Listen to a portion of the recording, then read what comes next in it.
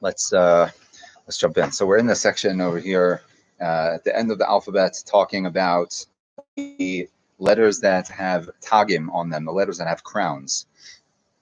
So, as Rav Kook phrased this in the Hakdama, in the introduction to the Tagim, so there are seven letters in particular, and they're all given crowns. And the theme of the crowns is that the letters themselves, as Rav Kook coined the phrase, they are tsirim mugbalim. They are forms that are finite and they're compartmentalized and they're given very, very specific structures.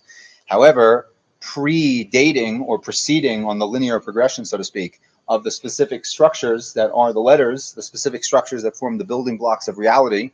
So preceding that is the Ein Sof, the infinite light that is afterwards injected into the world and with the specific structures and vessels that they have. But there's this world of infinitude that doesn't experience itself as bounded in any way. The advantage of the letters is that they have specific functions and they express themselves in specific ways. They have specific skills and forms of embodiment. But the disadvantage is that they have a sense of limitation. They're limited to the structures that they have. Right? They're limited to the vessels that they're given. So the paradox is that there's the advantage of being in a state of limitlessness, which is the limitlessness of that state. But the disadvantage is that there's no modality of expression. I think that can surmise the general theme that's on the backdrop over here. That infinitude means no capacity of expression, because if it's infinite, no expression requires tzimtzum, it requires constriction, it requires compartmentalization. So how do we get the best of both worlds? How do we get the best of both worlds in that we have specific forms of expression and specific skills and specific forms of embodiment, but at the same time, we also have the advantage of the limitless domain. So the limitless, so that having a need, so to speak, from the spiritual perspective, is they're peering into a space that's above the letter, and where this is acted out most strongly, as the Gemara talks about how there was a miraculous fire that would come down to consume the sacrifices. However, there was a commandment to bring normal, natural, earthly fire and to start the fire on the altar. In fact, that's a mitzvah in the Torah, right? That there's supposed to be a constant fire, an eish tamid. There's a few places in the mikdash where there's an eish tamid. There's an eish tamid in the menorah, and there's an eish tamid on the mizbeach. Right? Lo sichbeh. In fact, it's a prohibition in the Torah. In the same way, it's a prohibition to eat milk and meat or to light a match on Shabbat. There's a prohibition in the Torah to extinguish the fire on the altar. It's a prohibition in the Torah. Right? Eish tamid tukad al mizbeach lo sichbeh. It should not be put out. Anyway, all that is just to say, what? It should not be put out. Lo sichbeh. Lo sichbeh. It's a commandment. It cannot be put out. So with this in mind, the Gemara asks, why does it make such a big deal about bringing this fire, and then it's a prohibition to put it out? If anyways, there's going to be a miraculous fire that comes down and consumes the sacrifices. So it says, mitzvah. There's always a commandment to bring from the natural, from the material world. There's always a mitzvah to do, and the supernatural is in a response to bringing from the natural domain. Right? So we have a similar thing going on over here, that the letters themselves are these the letter without the crowns. However, there's this additional structure, this additional appendage that is the letter using to revisit or to get that boost of the infinite. And there are specific letters. These 7 letters are uniquely suited, so to speak, to get that access, to act back or natural. So each letter is essentially a review of the letter in itself, meaning like we've already discussed the themes of the letters, of the actual letters. So it's a review of the theme of each individual letter, and also how that particular letter communicates this idea of returning back to the supernatural. So we're up to the letter Nun. Nun is one of the letters that have these structures, that have these crown structures on them. So when we discuss the letter Nun, so Nun comes on the heels of Mem. Obviously, Mem is the letter that precedes it, and Mem and Nun is a very powerful example of how the letters oscillate between the themes of the Klali, the general communing, the Klali, the communal theme, and then shifting back to the theme of the prati, to the particular and individual theme. So mem is alluding to water. In fact, I think I mentioned over here that there are ancient, not so ancient, like maybe like from 1,000 years ago, that actually spell the letter mem yud mem, like mayim, like the letter is pronounced mayim. That's how it's pronounced.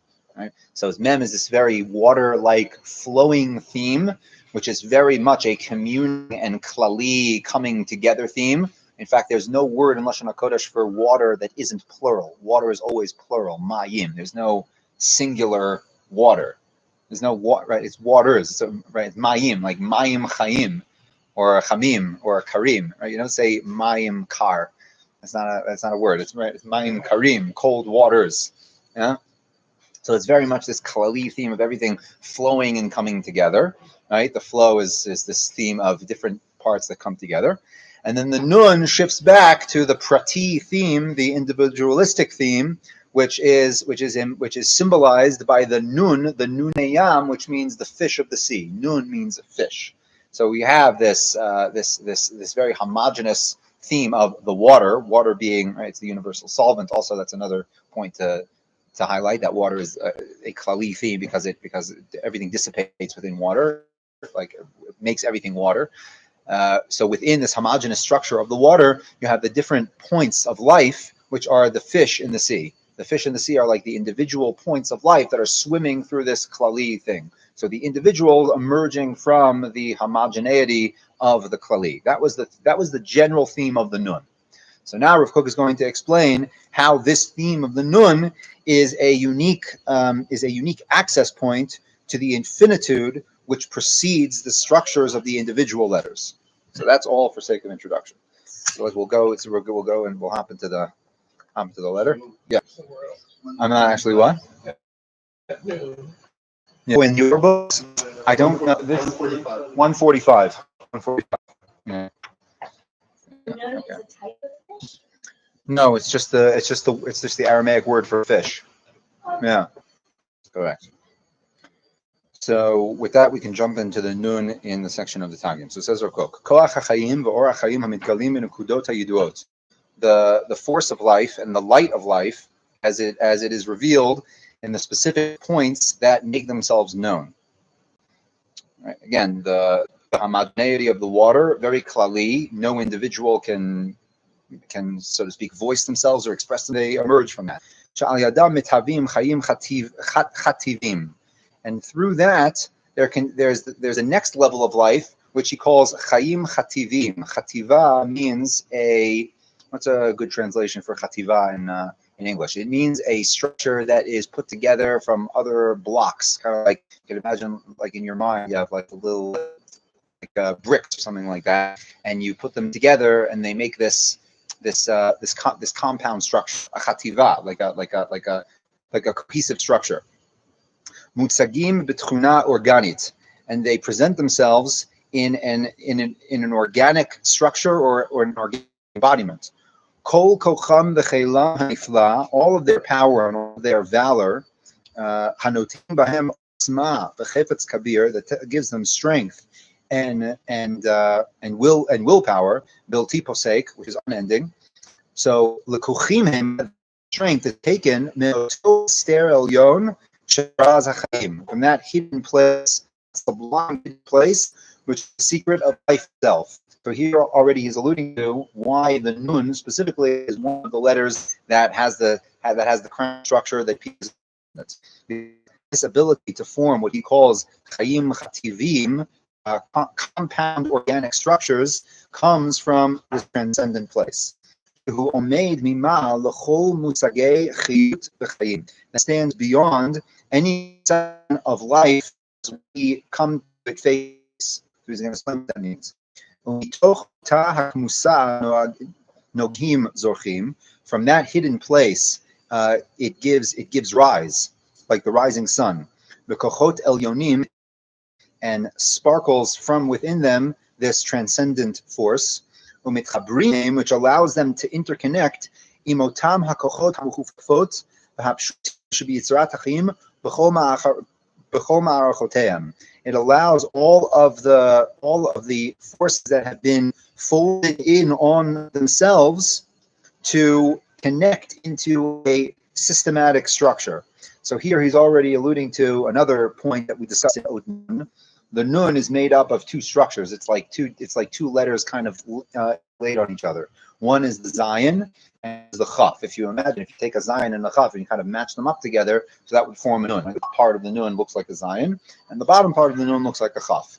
And the Chaf, we keep on coming back to the symbolism of the Chaf because it's a structure that is found in many of the letters. The Chaf is very much the balanced rigidity that allows any action to take place. That's what we talked about in Os Chaf. Chaf is like the Chaf Ma'oznaim. It's like the sides of the scale. It has to be very, very fine-tuned, balanced. So the individual points of life, they're very, very fine-tuned and balanced. However, they're able to become just flexible enough to be able to integrate other forms of life into them to make these chayim chativatim, these compound structures, which he's explaining more. The heim olmei ad hamitbazkim betagei hanun, and this force mitbazek it's an interesting word. Bazak means like flashing lightning. So if you take lightning and you turn it into a verb, that's mitbazkim. They lightning out of the ether through the crown structure of the nun. The milchama hazana yotze al poal, and the battle and the force of nutrition come out into actualization. What is the force of fighting and nutrition? What is that force? That's the force of the Zion, as we keep on, right? That's another thing that we keep on coming back to, because Zion has this dual form, right? This dual connotation. Zion also means to wage war, and it also means to give sustenance. So that's the top structure of the Nun, look at Zion. Uboneh gam et hachayim harusim mikoach habatisha ha'elyona, and it builds up the shattered life forces through the power of the sublime hammering. Habatisha, like the shul over here on Beersheba, Batish, that's what that means. Batish means like the strike of the hammer.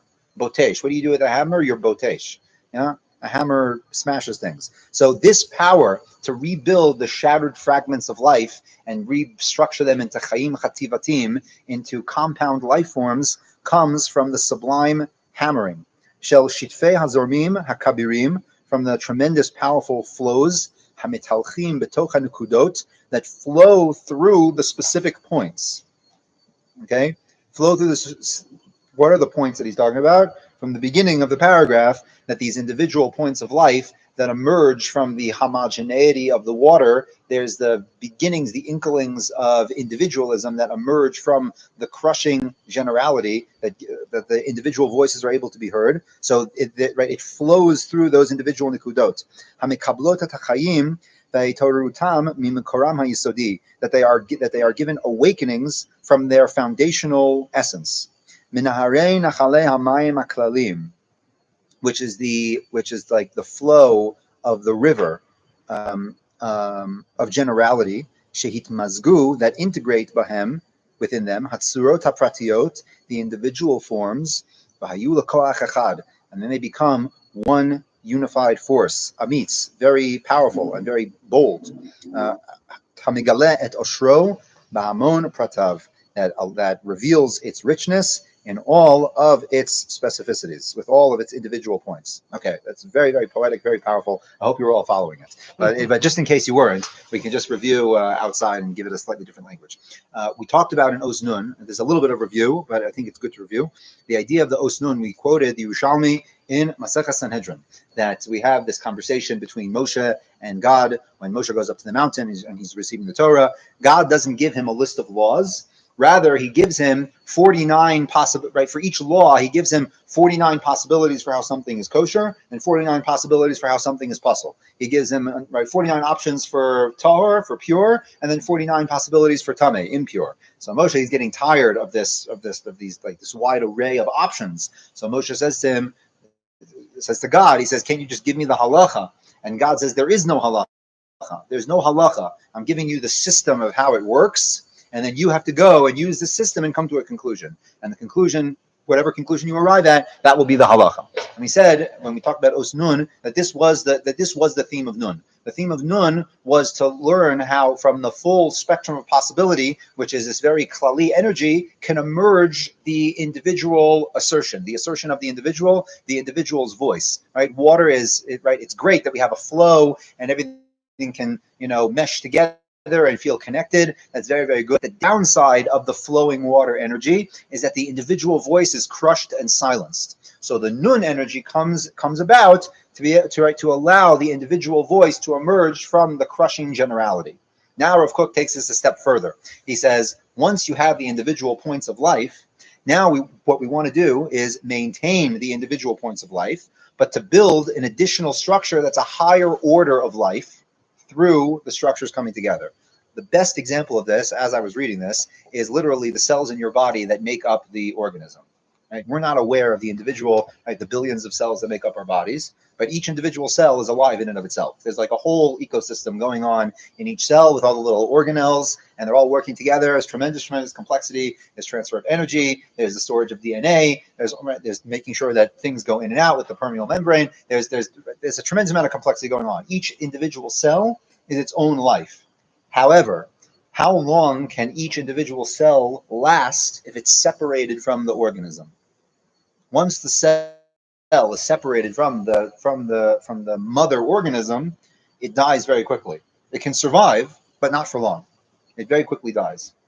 So those individual points of life, as Rav Kook is calling, right, the nun, the nuneyam, right, the points of life, right, the sparkles of life, as he says, that emerge out of the ocean. So they're like the cells. They're alive. They're full-fledged alive, and that's great. But they don't have longevity at all. They're very right, and they're low life forms. Their level of consciousness is very low. Their level of expression is very low. They're not particularly sophisticated forms of life. In order for them to achieve their fullest expressions of life, they need to form the chayim hachativatim, the compound structure of life. Compound structure of life. So does that mean that each cell stops being a cell? No, on the contrary, they need to stay cells and do the specific function that they have. But now that they're all coming together, a higher order of life emerges. Right, it's an emergent phenomenon. Right, when the cells coalesce, eventually you have a human being. At what point does the human being occur? When all of the cells are coming together? Is it the first 1 million cells? Is it 2 million cells? Is it 1 billion cells? I don't know if anyone can answer that question. Right, in a specific what? It's after the child gets a doctorate. After the child what? Gets a doctorate. Gets a doctorate. Right, exactly. After he graduates law school. Right, exactly. Yeah, but at what point does the human being emerge after all the cells are coming together? No one can give a quantifiable answer to that. It's an emergent phenomenon. That's the chayim hachativatim, the compound life form. So that capacity of the compound life form is a very, very high energy. It goes beyond just the bare bones phenomenon of life, right? Like Rav Kook says, there's life, there's like simple organic life, but then there's the higher form of life. The higher form of life is that through specific points of life, through the specific nikudot of chayim of life, there can emerge compound life when they all come together. So that is the chayim hachativatim, and he refers to this as the mikoach habatisha ha'elyona, this smashing of the hammer. Now, why does he use this language? So I'll read you a few lines from Rav David's Perush. This is in the first paragraph in the Beur that comes after Rav Kook's language. So he said, it gives the individual tremendous power that is unending, and allows all of the specific points of life to come into one organic unity. The compound life, they present themselves in one organic structure. That's a line from Kook. Koach HaChaim Hagadol Zorem Ba'otzma Lapratim. The force of life flows through the individuals. Umerov Atzmato Gam Shover Otam. However, it also breaks them. Ta'alich Zeh Nikra Habatisha Ha'elyona. Very interesting. So the Batisha Ha'elyona is the experience of the full force of life, right? The life force, this ethereal life force that's trying to descend into the material world, So it can gain expression. However, no individual point of life is strong enough to contain the otzma, the strength of this life force. When it tries to hold the life force, it shatters. It's like a power surge, right? It's like the infrastructure can't hold that amount of electrical power. So similarly, each nikuda, each specific point of life, it's too much. It's too much for those specific nikudot to hold. However, when the nikudot come together and they form this network of points, they become strong enough to hold the otzmat hachayim. They become strong enough to hold the intense life force. Yeah, it's like Chazal say when Lot is chasing after Yaakov. Yaakov runs away in the middle of the night. He runs away from Aramea, and he's going back to Israel. And Lot is chasing after him. So God comes to Lot in a dream and says, "Don't confront Yaakov." What? Excuse me. Correct. Not Lot. Lavan. Right. So Lavan is chasing after Yaakov, and God comes to Lavan in a dream at night, and he says to him, "Right, don't do to Yaakov good or bad." That's what he says. Mitov ve'ad ra. So asks the Midrash, why does God say that he shouldn't do anything good? Ostensibly, the problem is he's chasing after him because he wants to kill him. What's the problem with doing good? So it says the Midrash, Tov larashayim ura latzadikim, that what the wicked consider good is bad for the righteous. Meaning, don't even do him any favors, because the favor that you're thinking of doing for him is actually bad. And a very, very, very powerful expression of this theme of what seems to be good for the wicked and is actually bad for the righteous, and vice versa, is that the intensity of the revelation of life is too much for the lower life form. By lower life form, I mean that the vessels are not developed enough. It's too much for the vessel to handle. It's too much for the vessel to handle, and the vessel will shatter. Right? This is similar to the shvirat hakelim concept that's often talked about in the Torah of the Arizal.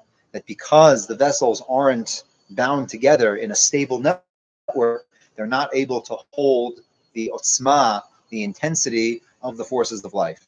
So the nun, at the structure of the main function of the nun is the emerging nikudot hachayim, the emerging points of life. However, the keter structure, the crown structure of the nun, is peering beyond that to not only have individual points of life, but also to form networks of those individual points so that they're able to sustain the fullest expression of life, which is only attained through compound structures. Compound structures at the level of the individual, meaning we have like individual cells that form human beings, and also at the level of the universal, when you have individual people that come and build communities, come and build families, come and build nations. So the otzmat hachayim, the full force of life, is able to express itself more.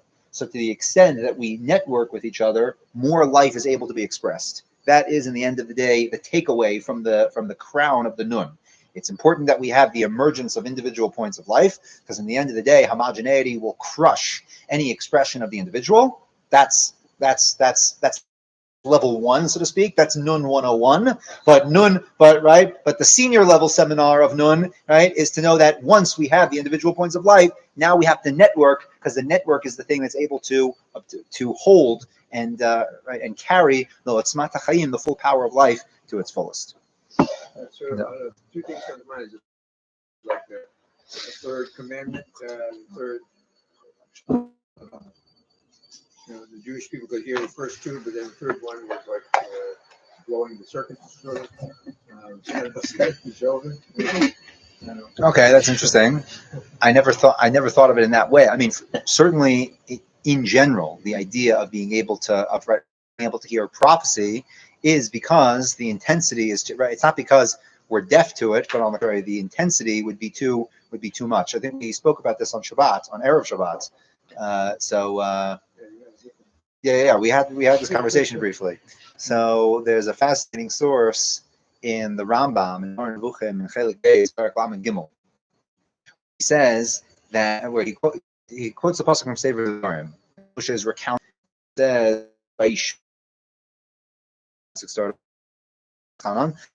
they heard Mipia Gvura Shamum, is that those two the words. Those two, they were able to discern the individual words, but the rest didn't make out the words, and Moshe had to come down and tell them what the words were. So the function of Moshe wasn't necessarily to give them access to prophecy, but it was to clarify what the prophecy was. When we were talking about it in our conversation, we were talking about it in the context of like that's the archetypical function of a good teacher. It's not necessarily right. It's not necessarily to hand off the information, but the highest form of education is to clarify the voice that the child or the student rather is already hearing. I forget where we were going with this. Where we what was the context that was connected to this? Because it was too much, right? Exactly. Tree is overwhelmed in the sense that it can't make out the details of the message. It only hears the generality of the thing, but it can't give it specific form. So when the network is formed, again, the network in the sense of the individual, that the person is a fully integrated individual. It could be in the context of family, that we have people that are networked, in the sense of community. Once more and more networks are formed, to that extent, more and more life force can be held and integrated and absorbed. So that's the powerful message of the crown of the Nun. Like a mundane example would be, say, history of American Jewry until there was yeshiva systems and the force of Western culture on the Jews who had no education sort of blew out any kind of Jewish identity because it was too much for them to integrate. Right. The opposite of this would be something like a divide and conquer type of thing. Meaning it's easy to pick off individual opposition, but once those individual pieces are now coalesced into something, so they're a much more formidable challenge. Right. But to flip that around and to phrase it positively, when things are networked together, right, they're collectively able to hold more than they would be able to hold as individuals. And this is, I think, you could say that this is at the end of the day, the reason why God's salvation program for the world is in the form of a chosen people. It's not a chosen ideology. It's not a chosen handful of righteous people. It's an Am, right? It's an Am Hanivchar, a chosen people. Right? It's like we said. I paid attention to this the first time ever this past Shabbat in the Tehillim of Hodu LaHashem that we say at the very, very end, like right before Baruch She'amar, right? Hodu l'kel Hashamayim ki l'olam chasto, right? Hodu. I'm forgetting how the pasuk starts off, but the end of the pasuk says, "L'Yisrael avdo," to the nation of Israel, his servants. What does that mean? It means that the collective nation of Israel forms the ideal servant of God. It's not any individual person. It's the collective nation of Israel is the servant of God. Right? It's like the suffering servant chapters at the end of Yeshayahu from Perek Mem Beis is basically to like chapter let's say 55. It's like 10 chapters that talk about this Eved, this servant, this ideal servant of God. The ideal servant of God is the Jewish people. Yaakov Avdi, as the pasuk says. Yaakov, my servant. The Jewish people collectively together form the ideal servant of God. It's not any one individual. It's the whole experience of the nation through time and space that forms the ideal servant of Hashem. So it goes to the power of networking, and the crown of Nun is the power of networking.